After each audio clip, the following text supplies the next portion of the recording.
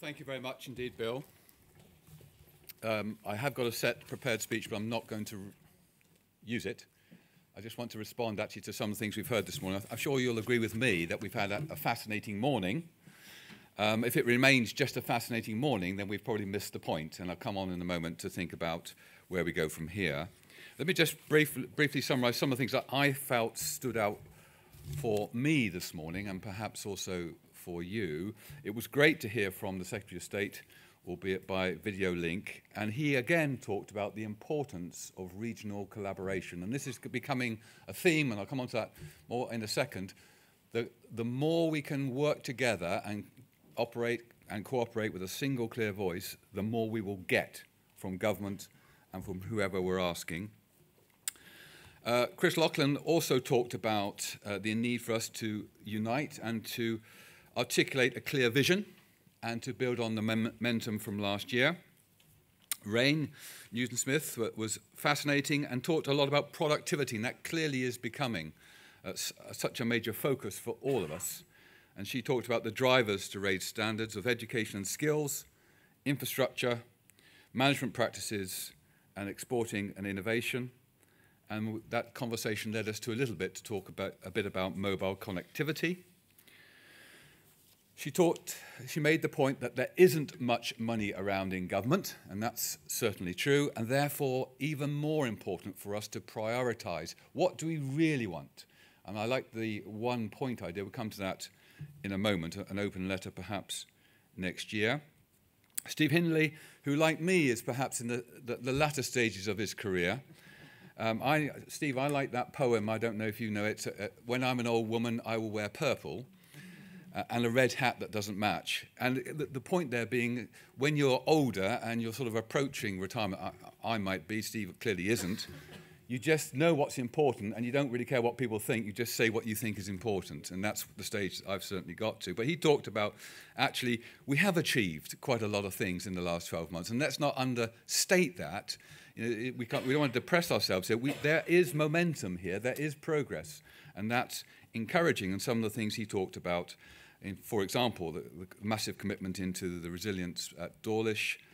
There is now a commitment to unblock the Stonehenge traffic jam, which many of us have experienced several times a year.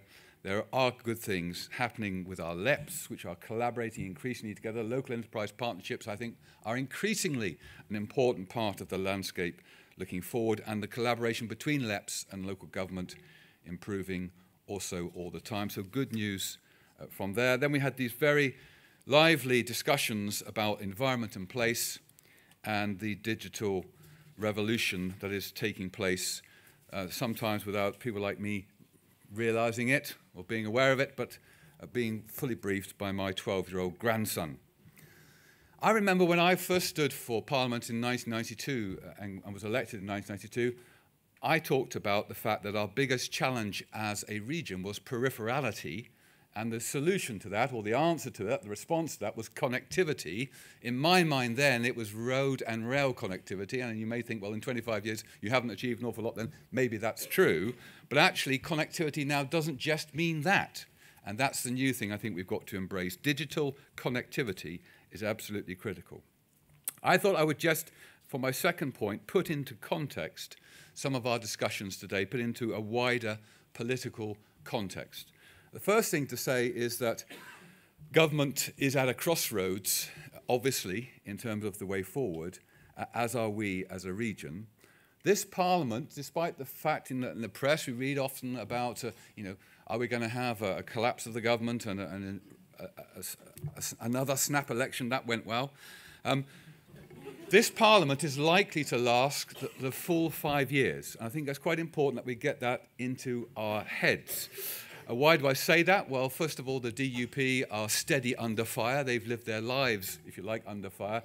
They're going nowhere fast. Some of my own colleagues are a bit flaky, but the DUP, at least, not you, Geoffrey, I know. Secondly, the 92 to 97 Parliament experience, my first Parliament, we had a tiny majority there, and still it went 5 years. It's amazing what you can do if you're skillful in terms of eking out the entire parliamentary term. and then also the experience of this year and having a snap election, and it didn't quite go according to plan for some of us, all of that adds up, I think, to the proposition that it's likely, more likely than not, that this Parliament will go its full term, and so the next election is likely to be in the spring of 2022. 4.5 years away, that's a long time. But, and here's the reason for saying this, with a small and sometimes non-existent majority, the government won't be doing anything particularly controversial or radical, for example, reshaping local government from the top down. It won't be doing much because it can't do much unless that activity and the energy comes from the bottom up. And then thirdly, of course, Brexit almost certain to happen in March 2019. I think there is likely to be a deal with the European 27 countries, probably at the last minute. When I used to do quite a lot of negotiating when I had a proper job as a lawyer and a partner in the firm now called Foot Anstey, you get to do a negotiation, do some kind of corporate takeover deal, the one sticking point you leave to the end, then you just say to the two chief executives, go outside, have a cup of coffee, have a donut, come back when you've done a deal. One wanted 80, one wanted 20, to come back and say, we've shaken hands on 55. That's probably going to happen with Merkel and May and Macron. The M word becoming very, very important. And there will be a deal, I think, and we'll get something that suits business. I think that we won't have a cliff edge. So the upshot of saying all of this is that if we as a region want something from a government that can't do much because of a very small majority, a government that's distracted with Brexit, then we're going to have to speak with a single clear voice, and we're going to have to go to government and ask for it and demand it. Government isn't going to come to us. And that, I think, is the thing that's been reinforced throughout the morning, and it's absolutely essential that we understand that. My third point is this, that we've talked a lot about the South West and about clarity. One of the things we haven't actually got clarity about, and I think there's some work needs to be done on this between now and next year, is actually what is the South West? Is it the 7 counties, including Bristol and so on? Is it a smaller number of counties, the 4 counties perhaps of Cornwall, Devon, Somerset and Dorset? Where does Wiltshire fit into the picture? Can we have variable geometry and geology so that we actually have a different region for different purposes? But if you think about what's the Northeast, a very successful region at lobbying, the Northeast is the Northeast. It doesn't change. It's one single set of boundaries. We know what Greater Manchester is. We know what the Great Northern Powerhouse. It's the same set of boundaries. And one of the challenges I would like to set to the group taking forward our thinking here over the next 12 months is actually, can we nail this down between now and the time we meet again and actually be very clear indeed for all purposes what our region is? And so I come to next steps, because we've actually heard an awful lot about what we want from government, what we want government to do for us. And I very much liked the idea of perhaps next year we come and we sign up to either 1 or maybe 3 specific tasks that we want government to do, perhaps under different sector headings. But that needs coordination. And there is, of course, a leadership group behind the scenes which is coordinating the Great South West project. And it may be that group needs to become slightly more focused, slightly more formalized, perhaps 1 or 2 new members. It's very important that we have an organization, a mechanism that's coordinating the activity, the LEPs working together, if we are going to be ruthless about prioritizing our needs across the region, pan-LEP region, pan-Southwest, who's going to do it? And that's absolutely critical. If we can't solve that in the next 12 months, we'll just come back next year and actually we'll have another very pleasant morning with very nice coffee and biscuits. We'll all say thank you to the Pennant Group and Western Morning News. We'll all admire Bill Martin for his swanky new haircut. Or maybe he's just going grey. But we won't have achieved much. So we've got to really make sure that there's a group behind the scenes that's coordinating the LEPs, coordinating our priorities and guiding us next year so that there's more clarity and more clarity about prioritization and what we actually want from our government. So I'm actually more optimistic today than I have been at any time over the last 25 years. I believe that things are going well for our region.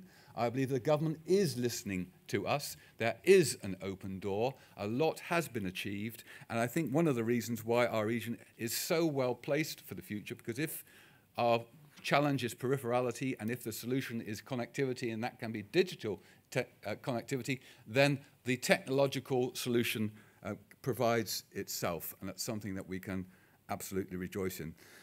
So, dear friends, it just remains for me to say thank you very much indeed to our sponsors, to Vodafone and to Pennon, for Western Morning News and for Bill so ably chairing us as you always do.